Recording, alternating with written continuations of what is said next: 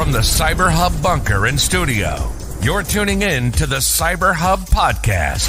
And now for your host and CISO, James Azar.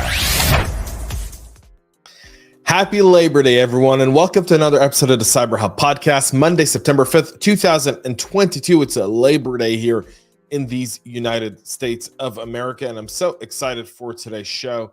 A lot to talk about. I really had a different show planned. Let me kick it off with this.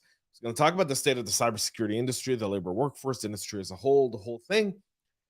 And over the weekend, I keep getting message after message, alert after alert of more things going on, more people using the long weekend where it's a dead news cycle to make announcements.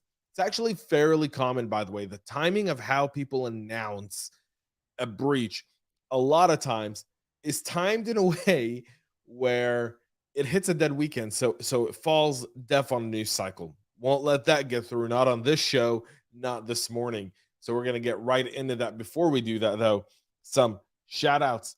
Good morning to Dale. Good morning to Alan. Eddie, good morning to you from Dallas, Texas. Chris, good morning. Mr. McQuiggan and Mr. Glassman, good morning to all of y'all. We're going to get into the show, but not before we grab ourselves a unbelievable cup of coffee. My double espresso this morning. I hope you'll join me. Coffee cup cheers.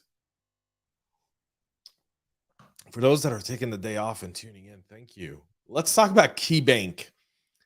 So KeyBank's working is working an event where criminals of a third-party provider stole customer data. The personal data includes social security numbers, addresses, and account numbers of home mortgage holders at KeyBank, according to the bank. In the breach of a third-party vendor that serves multiple corporate clients. The criminals obtained the information on July 5th after breaking into computers at the insurance service provider Overby Sewell Company, according to a letter that the Cleveland-based KeyBank sent to affected residential mortgage customers. KeyBank itself operates in 15 states, has close to $200 billion in assets, would not say how many of its customers were affected or answer any additional questions. Overby Sewell did not respond to phone messages or emails sent to executives seeking comment. KeyBank said Kennesaw, Georgia-based Overby Sewell suffered a cybersecurity incident that compromised data of its corporate clients. According to the website, Overby Sewell's customers include banks, credit unions, mortgage servicers, finance companies, and property investors. The product includes a tracking system for real-time insurance monitoring that can be integrated with other financial industry software platforms. This is going to have ground uh, ground breaking impact, and I'll tell you why.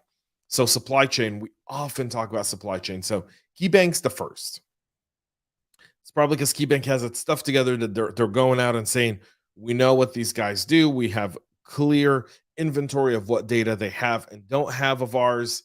And so we're able to go out and announce it. But if you can imagine, credit unions, mortgage servicers, and many finance companies and others may not have that. And so this is the first of what we're seeing. Remember the name Overby Sewell, down the street here in Kennesaw, Georgia. Samsung also says criminals obtained some customer data in a newly disclosed breach. Samsung disclosed another incident while an intrusion earlier this year led to criminals getting their hands on Galaxy source code. This time around, they've actually obtained customers' personal information. The company says that social security numbers, as well as credit and debit card numbers, were not accessed. However, the event may have affected information like name, contact, and demographic information, date of birth, product registration information. It hasn't revealed how many people may have been affected. The company is notifying some customers through email. Samsung says someone gained unauthorized access to its system in late July. It determined that in early August that the attacker had obtained customer data, but consumer devices were not affected. The company said it's taken steps to secure its system and that it's brought in a third-party cybersecurity firm. It's also in communication with law enforcement. A whole page of FAQ there on Samsung. Here's what I want to tell you. And again, it's really important to kind of put all these different bits and pieces together, because with the Samsung breach, with the KeyBank breach, right now, the two that we've seen, these are all data points. And there's a threat actor somewhere that's pulling all these data points, and they're paying pennies to the dollar for the information. And it helps them really build a articulate portfolio on different targets in order to do successful phishing, and compromise organizations at the highest levels possible. And so that's why the constant refresh within your organization, to never just trust, but always continually working. Your head always got to be continually thinking, what would a threat actor do with all these different bits and pieces of information? Yes, it's not impacting me today directly, but could it impact me directly in the future because of all the data that's out there? Who in my staff has been compromised because of this is a very valid question to be asking. The IRS also leaks exposed personal information of 120,000 taxpayers who filed a Form 990T as part of their tax returns. Form 990T is used to report unrelated business income paid to a tax-exempt entity such as nonprofits or IRAs and SEP retirement accounts. The income is commonly derived from sales unrelated to a nonprofit core purpose or real estate investments. For regular taxpayers, these forms are meant to be confidential and only seen by the IRS. However, for nonprofits, the Form 990T must be available for public inspections for 3 years. On Friday, the IRS disclosed that in addition to sharing Form 990T for charities, they've also accidentally included data for taxpayer IRAs that was not meant to be public. They're blaming this on human error. I hear they're getting 87,000 new people at the IRS. Maybe instead of hiring inspectors, hire developers who know what the heck they're doing. Just an idea there, IRS. The San Francisco 49ers have fell victim to another ransomware attack that stole the information of 20,000 season ticket holders. And if you're asking yourself, why are the 49ers so unfortunate? I want you to remember that the San Francisco 49ers are the football team for the Bay Area for Silicon Valley. And in fact, most Silicon Valley executives and companies all have season tickets and boxes, meaning that all of that data gives you targeting the 49ers is actually a smart way of going after the 20,930 people who are impacted individuals in this specific cyber incident. The 49ers conducted a thorough review of these files to identify the individuals whose information was contained and additional research to locate and verify the addresses for these individuals. The 49ers completed this process on August 9th and discovered that the incident involved name and social security numbers of 7 Maine residents. At the time, the 49ers confirmed the incident in a statement to Bleeping Computer, saying it caused temporary disruption to portions of its IT network. The Blackbyte ransomware gang claimed responsibility for the attack, and now we understand exactly what they were after. So, Season ticket holders, executives from Silicon Valley and some of the biggest tech companies in the world, potentially some of the biggest investors in the world.